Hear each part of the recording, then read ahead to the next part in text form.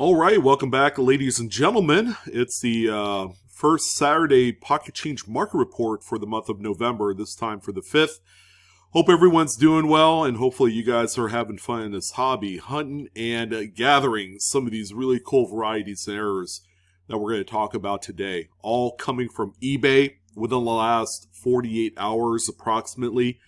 So you're going to get kind of like up to the minute sales data on a lot of these coins, okay? And then, from there, you could really decide if you really do want to keep these or make it kind of a supplemental income stream. I know a lot of folks that sell on eBay sell a lot of these coins. And keep in mind, selling these online is really where the money's at, right? Because to big dealers or local dealers near you, sometimes they don't deal in errors and varieties for whatever reason. Sometimes it's just maybe too much work for them to list them themselves on the online marketplaces. But in any event, this is a great video to kind of congregate at to get a general idea of what people are looking for today.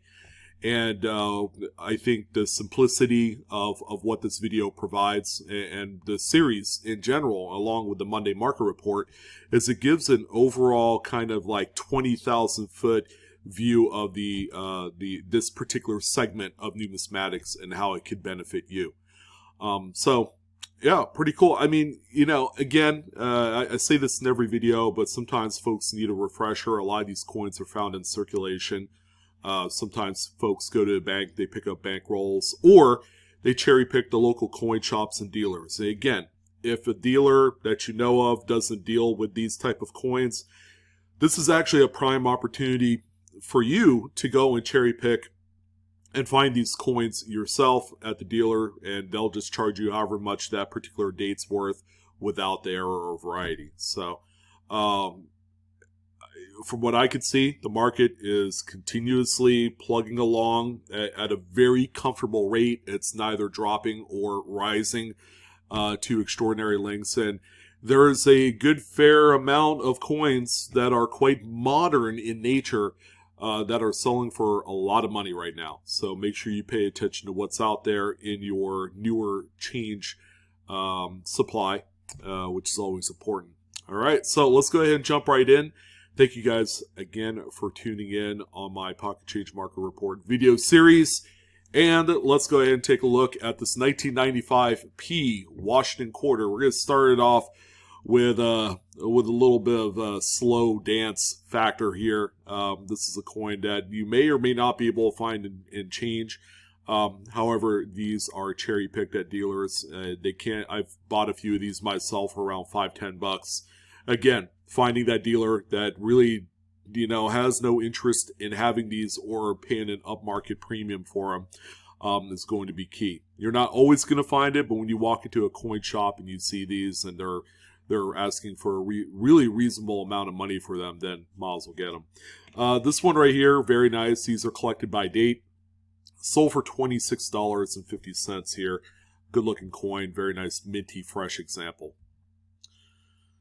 Now, this is probably more along the lines of what you or I would find in circulation today. Now, the coin is barely 3 years old, but this is what a 3-year-old coin looks like after going through the paces of the normal e-commerce or commerce environment. It wouldn't go through the e-commerce environment, obviously, but just, changing hands every day, you're going to, find that these coins will exhibit a lot of circulation wear.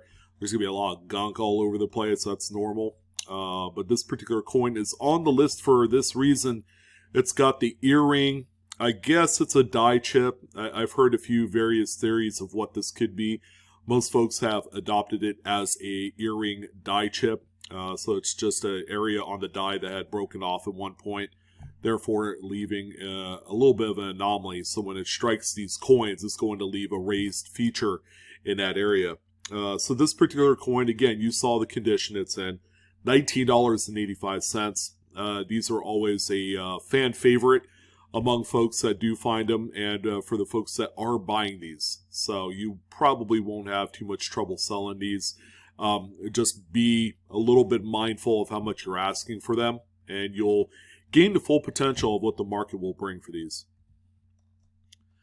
Always good to see a really nice high-end variety. 1972 doubled die obverse. This is, of course, the FS101.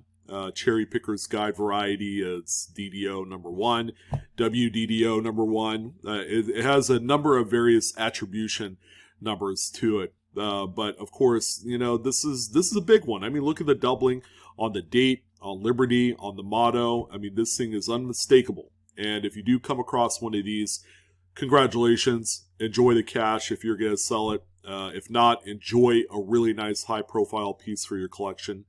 The coin itself is in pretty good shape. You know, although the kind of discoloration on the reverse might be a good reason why this coin was never graded. Which, you know, I've personally been asked, you know, do you grade these? Should you? I mean, you don't have to, but if they're a really nice mid-state red, it certainly wouldn't hurt. This coin right here ended up selling for $576.60 with a whopping 59 total bids. This auction was on fire, and with good reason. It's just one of the most popular varieties on the face of this earth. Here's another good one right here. This time, Denver minted coins are getting a little bit of love on the 1995D. Again, another doubled die on the obverse. So this is WDDO number 3. This is actually a very strong one, showing this kind of doubling on the motto, "In God We Trust." It's not really too noticeable on any other devices on this coin, but when you find a 95D, you'll always have to look at it. And this is where that magnifier is going to come in handy. If you don't have one, I highly suggest you do buy one. They're like $8 to $10. You shouldn't pay any more than that. If you do need help, I have Amazon links down below in the description box. Just go ahead and click on any of them. Go ahead and find something that suits you. I believe I do have magnifiers on there, along with microscopes if you need it for like this level of photography that you see here. Very nice coin. $113.36 with 2 total bids was the final sale price on this one. The Denver 95 WDDOs, or DDOs for that matter, are quite popular, and they're worth a lot more money than the Philly minted examples. Now, I saw this one come through, and I thought to myself, wow, that's really neat. But this is actually a pair of $1 bills with the exact same serial number. The only thing different is the actual prefix and suffix letters on each of those serial numbers, and the actual 2 notes are different dates as well. So the top note is a 2009, the bottom one's a 2013, but the serial numbers are identical on this, which is really cool. So 2 different blocks here. There's a little bit of a close-up showing that 86863638 serial number. The serial number is kind of like sort of neat looking, but it's not really a fancy at all. So what does something like this sell for? Actually, that's a really good question, because I haven't come across one quite like this in a long time. This pair right here sold for $52. So the seller was a winner. The buyer was a winner. Everybody won in this transaction. So I guess it wouldn't hurt to actually look for something like this. Yeah, it's going to be a lot of work, but you just never know. So here's one of the coins to be on the lookout for, and it's the 2022 P Sally Ride American Women Quarter. This one has the pretty nice sized what they call field restricted strike through. That's right here on Washington's ponytail. It even goes into the motto here a little bit. Very strong example. I did a video on this just recently as being one of the top coins you should look for out there, because they are worth a good fair amount of cash. Like this particular example ended up selling for $26.10 with 7 bids. So you find them, you don't want them, turn it into cash, and that's the way you do it. Another good one right here on on some of the newer coins. Washington crossing the Delaware 2021 P quarter is a fan favorite. Everybody loves this reverse. Most of them do. I know I love it. So, but this one has the aforementioned crown die chip. It's right above Washington's hat here on the reverse. Always, again, another good one to be on the lookout for. These are still popular even to this day. 1 year later, still selling for more than a quarter. I'm glad to announce. $75.95 with 5 bids was the final tally on this one. Again, another good one to be on the lookout for. This is a top 5 coin to be on the lookout for, as they are still highly liquid in today's market. Now, we don't come across steel cent curved clips too often, but this one did sell here in the last day or two. 1943p has a pretty nice sized clip, albeit there's not really much in the way of a Blakesley effect. Maybe a little bit on the reverse here. You do have an absence of a proto rim going up to and leading to the clip, which is what you want to see. This particular coin sold for $25. All right, so clips are one of the more common error types to discover out there. But, you know, when they're on a 1 year type coin like this, something unique, that's where these are going to be worth a little bit more. Here's a nice, pleasing to the eye, off-center 2000 Lincoln Memorial cent. I would say this one's off-center by about roughly 10%, maybe a little bit more than that. One of the more common dates to find of this error. $35.40 was the final sale price, which, by the way, is a lot higher than what other examples have sold for of this same type. All right, TLC Varieties, I believe that was the seller of this, has more DDO number 8s, or FS108, double die offer 72 Lincoln Memorials. They had sold another one, another nice BU specimen. There's a little refresher on what the doubling looks like on some of the key devices on the coin. So the date, Liberty, and motto, all showing the strength of doubling on here. This particular coin ended up selling for $133.90. So yeah, keep on trucking. These are some good sales, and the seller has a lot of the other 72 double die offers varieties as well. All right, so the Homestead quarter is actually one of my favorite quarters to hunt. Most specifically the Philadelphia coins, because you have the double die reverses, and there's dozens of them. The snow on roof die chip anomalies on the building on the reverse, but also the leaky die chip bucket growth right there. Always a good one. At first glance, it's actually quite minor, but you know, this does have a little bit of secondary market love. There is some general kind of like interest in this coin that people are willing to pay more than face value. In this particular case, this was an $8 sale. So obviously, I wouldn't personally overlook something like this if you could guarantee yourself anything more than face value. Pretty cool one here. We did have a few currency pieces on today's list. This is a 1950A $5 bill, so a lot older. But as you can see, it's got a gutter fold, which is actually wrinkle in the sheet that was on there prior to the print. And I mean, you know, as minor as this looks, they do pop up on occasion, but that big one on the reverse is just something to behold. Good looking note here, very dramatic. You can even see the shifts of the print and all that stuff on there, which does look very cool to the eyes. So this one right here is sold for $144.89 with 28 bids. There's always going to be buyers for some of these older error notes, and here's yet again another example of that. So we saw a curved clip before. Here's another one here, this time on a Denver minted 1999 Jefferson nickel. This one actually has a couple clips. So you have a clip here, a little bit shallower, smaller version over trust. You have this much bigger one right here with the appropriate Blakesley effects in certain areas.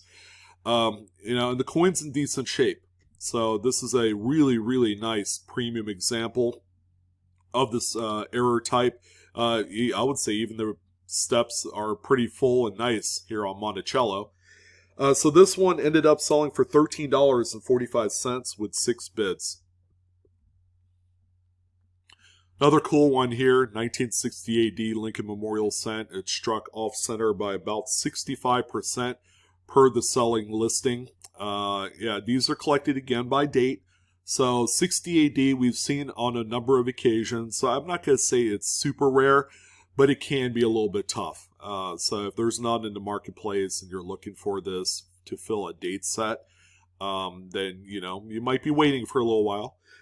This particular example sold for $49, which is a pretty nice heavy sale on this one, considering I believe the last example that was also mid-state red.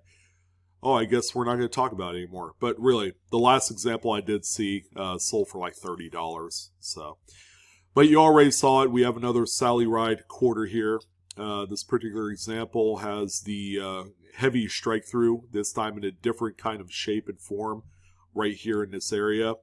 So again, another coin to look out for. These are easy money. This one sold for $14.99. They kind of range across the spectrum from $10, $15 to as high as $30. So these are relatively easy sales if you're not, over asking a certain amount of money for them, because, people will get turned away from listings that are way too expensive. And most people prefer just good old run-of-the-mill auctions on these. Start it at 99 cents and let it rip, and then, put it out for 7 days, and then you'll sell it for whatever the market is. Here's another favorite. This is actually a really nice 1938D Buffalo Nickel. It's the final year of this type, and yeah, they only made these in Denver. They didn't make Philadelphia or San Francisco coins for the final year of the Buffalo Nickel. This one is kind of hard to tell if it's really truly a genuine mid-state example, or maybe if it was cleaned or dipped at one point. But in any event, this is a pretty nice D over D RPM. You can see the secondary Denver mint mark is punched westward of the primary mint mark on this. Again, there is RPMs for this date, along with a few high-profile over mint marks, D over S's. So those are out there as well. Look out for these all the time, 100% of the time. And, you might come across them. I've cherry-picked my fair share of them. They're actually quite easy, dependent on how many of these that you do plow through. So this particular coin sold for $38.50, which is really, really nice amount of cash for this one. Ooh, I forgot that this one is even out there because I haven't seen one in probably about a month. This is a 2007 Philadelphia Roosevelt dime with a pretty substantial die crack on the reverse that goes through the torch, through the, I guess, olive sprig, and then back out one other side there next to the one on one dime. So this is it's a die crack. It doesn't have extra cracks to make it seem like a shattered die. So, but still very dramatic, very beautiful coin. This one sold for $103.77 with 4 total bids. The interest is just through the roof on these. They kind of come and go, but seeing as how we're in a kind of like this busy time of the year for the hobby, things like this, I'm not surprised that they've jumped up. Good old Wilma Mankiller, we got another one here. So this is just the obverse cud with the struck through areas on both the obverse and reverse. It does not have the reverse retained cud, which is the most valuable, the two types that you could find here. So this one has the cud right on top of Washington's head, going into Liberty, and or retained cud, rather, because it still has devices struck right on the cud. So what are we looking at? I mean, these things were selling for between $200 and $300. This one actually outperformed its past results, selling for a staggering $410 with 23 bids.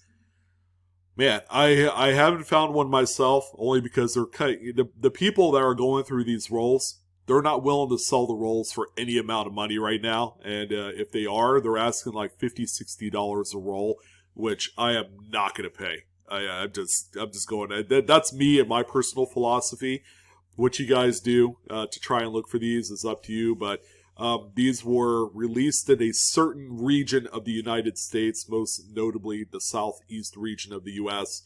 Although there have been a few examples found, kind of all throughout, like in New York and North Carolina, and a few other areas. Now here's a date that we don't typically see with an off-center strike, but this is a 1996D. All right, so this is probably one that, most collectors of this error type is probably looking for just for the date. So this one sold for $20, and the coin is in fantastic shape. And if you guys are cherry picking through just a bargain bin of Indian head cents, look out for these woody, wood grain type of coins. So this is really just an improper alloy mix. The little bit of tin that was added to make this a bronze planchet didn't quite exactly mix the way that it was supposed to, thereby leaving kind of like this wood grain appearing toning, or just the overall appearance of the planchet is going to look like this. And these are widely collected. These are a favorite in the numismatic community. This example right here, grades in at probably a fine 12. You have partial liberty. It's circulated. It's nothing that's gonna blow you away. This is probably a coin that you could have bought for about $1 to $2, based off of grade alone. But you could take that, ladies and gentlemen, flip it, and make $29.50 like this seller did. That was an outstanding flip for something like this. And again, the popularity for Woody, Lincolns, and Indian head cents is off the charts right now. Here's the one notable, I guess, lot for this week. And it's this lot of, well, what is that? Nine coins. There's one nickel in there, but there's some off-center strikes, a lot of clips. The nickel is clipped. So this is kind of like a low-end type of error lot.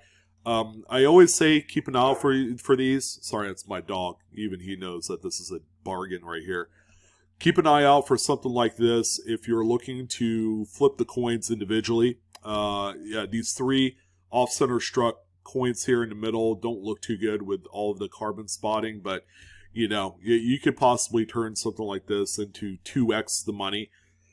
This lot right here sold for $49 with 21 bids. I would say you're not going to make a whole lot of money buying this and then reselling it. The off-center struck coins in the middle is your big value driver in this. But aside from that, this would have been a hard pass for me if I'd seen this.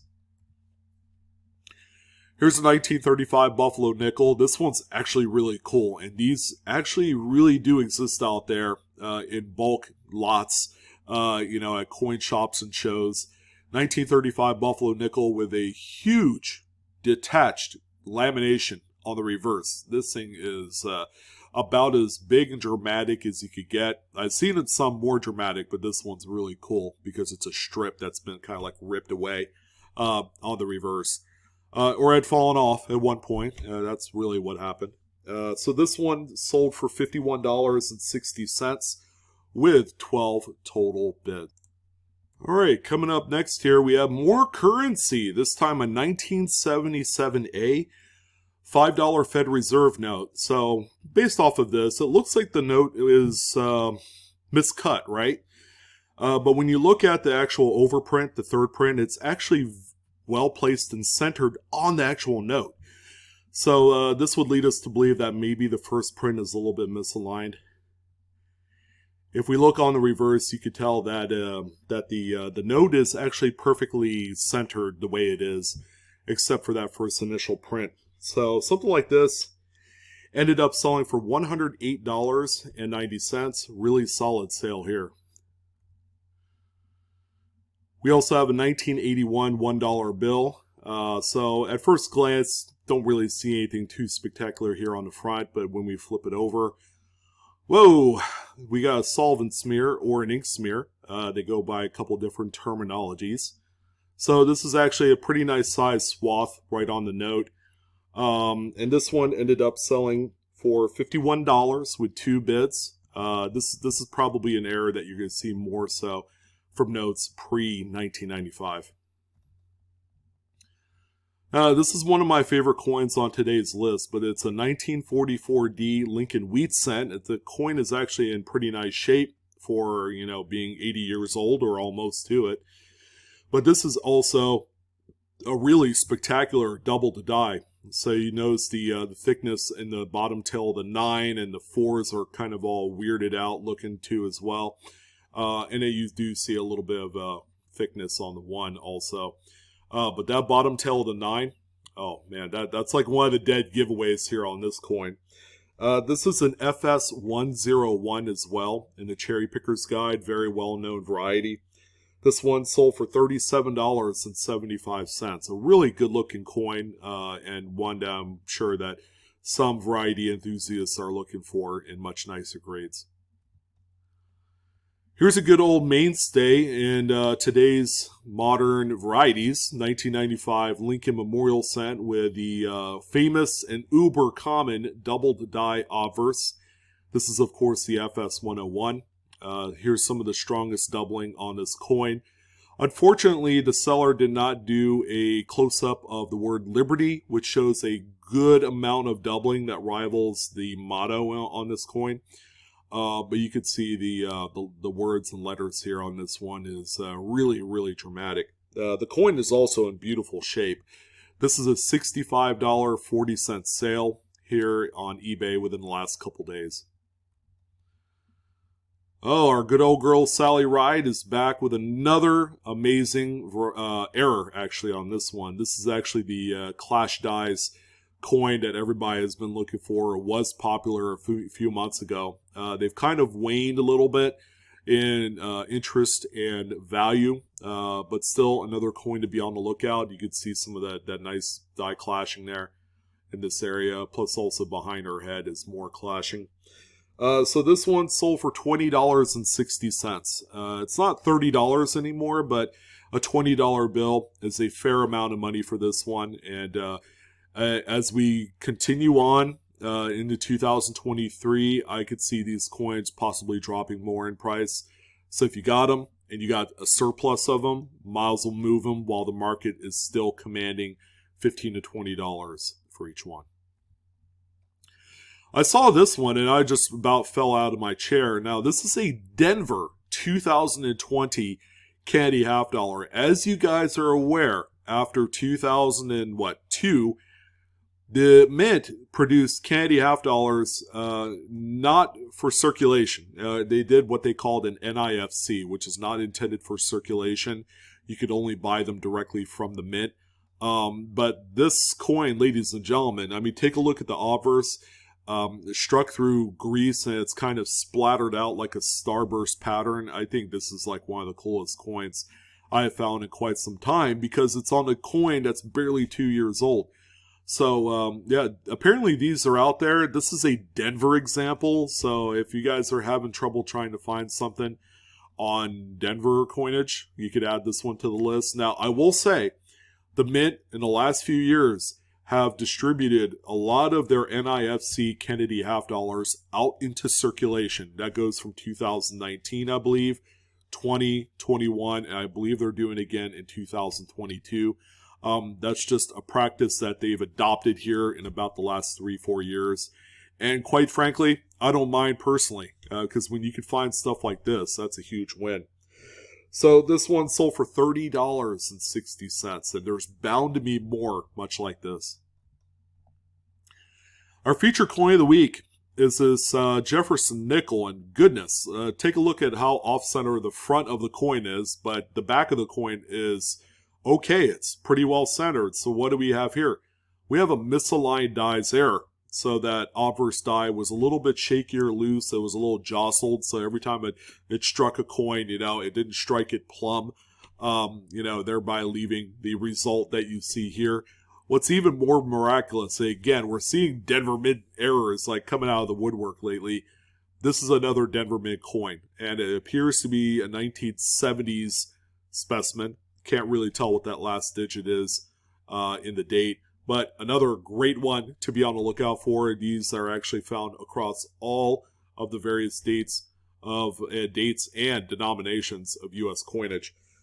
This one sold for $30. So, I mean, that is a phenomenal amount of money. The values of these have been going up lately. These used to be like $10, and now they're $20, $30, $40, depending on how much of an offset that misaligned die area is. Another great nickel here, 1970D with a obverse cud, which is beautiful. This coin's in really nice shape as well, which is a huge plus for error collectors of this type. And yeah, $50 bill right here. So again, cuds are kings. They're some of the strongest sellers in the error classification on eBay. So I mean, if you come across them, just know that you're going to do okay on these. This rough little guy here is a 2004 A $20 bill, and it's missing something. I've talked about this note, and it's actually, I mean, if you guess that it's missing that green seal under the word 20 over here, yeah, you pegged it. Good job. So here's another one. It doesn't matter the condition. People still want these. I mean, this thing is pretty rough. Rough in the sense that, you know, it's been passed around a few times. So this one ended up selling for $107.50 with 10 bids. A very, very nice error, and you could always count on a good sale when these do pop up in your wallet. Another one here, 1974 $1 bill, although this is a really nice example here of this one. It might have been found a long time ago when it was first released. So it is missing the overprint, but instead it was inadvertently printed on the back. So they got the sheets backwards when it was fed into the print chamber area. And there you go. The overprint is on the back of this one. So this was a cool $307.49 sale to kind of wrap things up here. We have finally the last coin that I've never personally talked about on a PCMR, but since missing edge lettering on the presidential series of coinage was a thing, this is a thing too on the Native American series of $1 coins.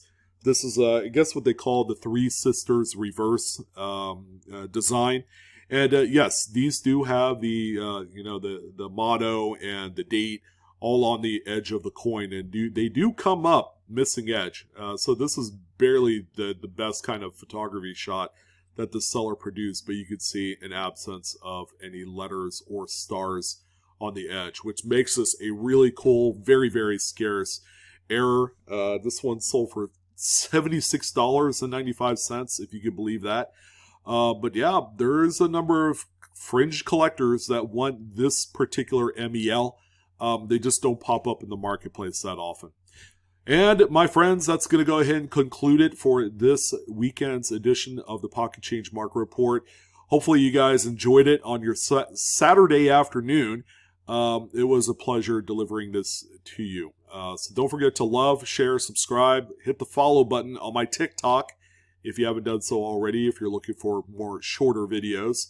But yeah, go ahead and get some hunting done. Hopefully this video gave you a little inspiration to do so. I'm your host, Sean, with Blue Ridge Silverhound. I will see you guys next time. Have a great weekend and take care.